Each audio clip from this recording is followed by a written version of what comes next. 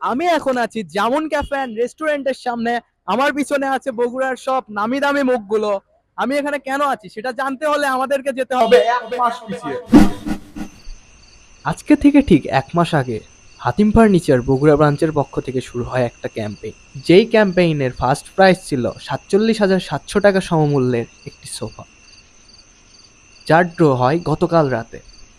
First প্রাইজের সাথে সাথে টপ 11 ড্রতে যাদের নাম ওঠে তাদেরকে দেওয়া হয় প্রাইজ। সেখানে 8 পজিশনে নাম ওঠে আমার। নীরব বিশ্বাস কি আমাদের লিস্টে আছে না? হ্যাঁ অবশ্যই আছে। উনি ওনার আমার নাম আরেকজন। নীরব বিশ্বাস, আমি আসছি বনানী থেকে।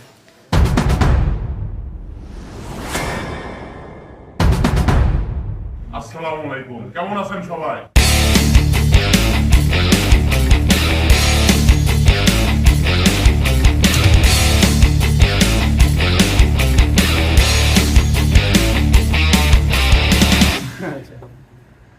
তাহলে আমি সবার কাছ থেকে চেয়েছি আপনার সব দিয়ে উপহার সেই ফুলটা কানগুলা ভাবি দিয়ে দিবেন ভাবির জন্য। ও আচ্ছা, ঠিক আছে। এখন দেখতে পাচ্ছেন যিনি, উনি হলেন গালু এবং আটিশ্বরীর সৃষ্টিকর্তা, অর্থাৎ আমাদের সবার প্রিয় মাহাদি জামান সুপল ভাই। এবং তার পাশেই আছে আমাদের সাকসেস আইটি প্রো বিডির ওনার আব্দুল্লাহ আল মামুন ভাই। তো ভাই, আপনি এই গালু আর আটিশ্বরীর এই আইডিয়াটা আপনার মাথায় আসলো কোথা থেকে? ধন্যবাদ।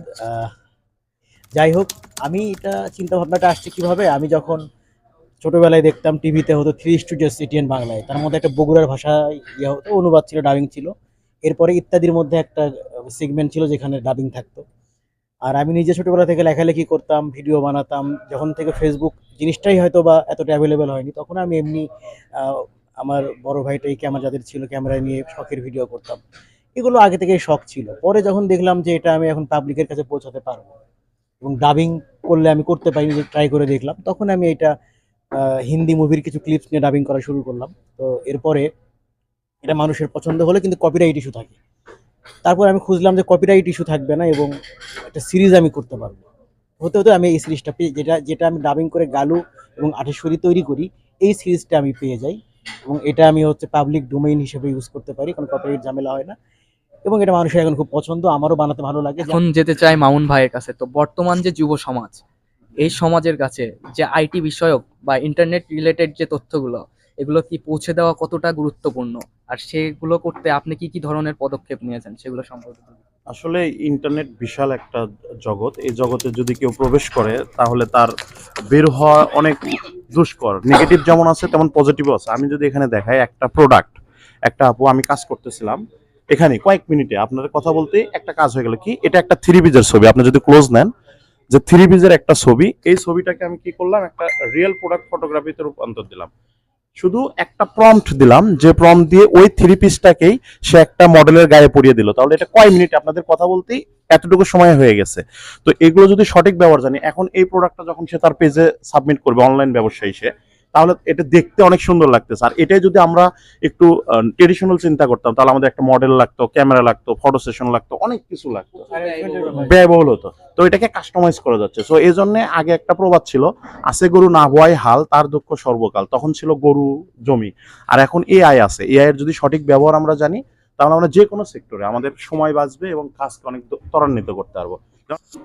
আমার পাশে এখন বসে আছেন এলটি ফার্নিচার এবং হাতিম ফার্নিচারের ওনার এনএম আবু জিহাদ ভাই।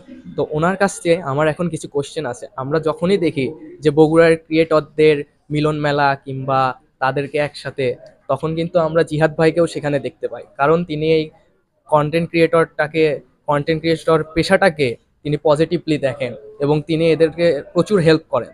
তো ভাইয়ের থেকে এখন জানতে চাইবো যে আমরা যারা বিগিনার টাইপের আছি, তারা কি এটা তারা কি এটা ক্যারি করব নাকি এটা ছেড়ে দেব?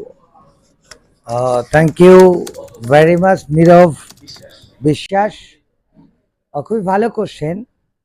কন্টেন্ট ক্রিয়েটর খুবই একটা ভালো পেশা, যে পেশায় আপনি আপনার ভবিষ্যৎটাকে উজ্জ্বল করতে পারবেন। এখানে আমি মন্দ কিছু দেখি না। আপনার কাছে একটা ক্যামেরা আছে, আপনার দুনিয়া বদল করার একটা হাতিয়ার আছে। এখন কথা হলো, আপনার ক্যামেরাটাকে আপনি কিভাবে ব্যবহার করবেন। সমাজের অসঙ্গতি, সামাজিক যত গ্যাপ আছে, এই গ্যাপ তুলে আপনি ক্যামেরার মাধ্যমে ধরতে পারেন। যারা মনে করেন যে আপনার এই কাজ শুরু করছেন, ভালো করতে পারেন। যদি মনে করেন এটা দীর্ঘমেয়াদী হবে, আপনি করতে পারবেন, মানুষের মধ্যে আপনি টিকতে পারবেন, তবে অবশ্যই আপনি কন্টেন্ট ক্রিয়েটর পেশাকে বেছে নিতে পারেন। আর সেটা প্রফেশন হিসেবে আপনি চলছেন ফিরছেন, একটা ছবি একটা রিল, সেটা আপনি ভালো লাগার থেকে দিতেই পারেন, সেটার জন্য তার মধ্যে পজিটিভ মেসেজ থাকে। আর যদি কাজ করতে গিয়ে দেখেন যে আপনার দ্বারা হচ্ছে না, খামাকা টাইম ওয়েস্ট করার দরকার নাই। এই কন্টেন্ট ক্রিয়েটরের নামে অশ্লীলতা যারা বাংলাদেশে করছে, সবার পেজের, সবার আইডির ধ্বংস চেয়ে আমি আমার বক্তব্য শেষ করছি। আসসালামু আলাইকুম।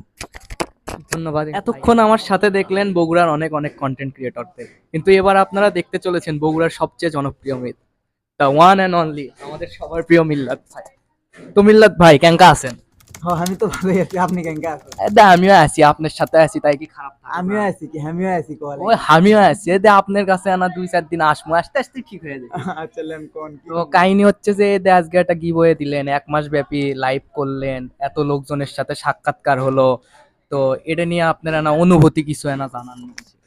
অনুভূতি বলতে কি, অনেকেই লাইভ চলাকালীন সময়ে একটা নেগেটিভ কমেন্ট করেছিল যে আমার নাম কই, আমার নাম কই, আমার নাম কই।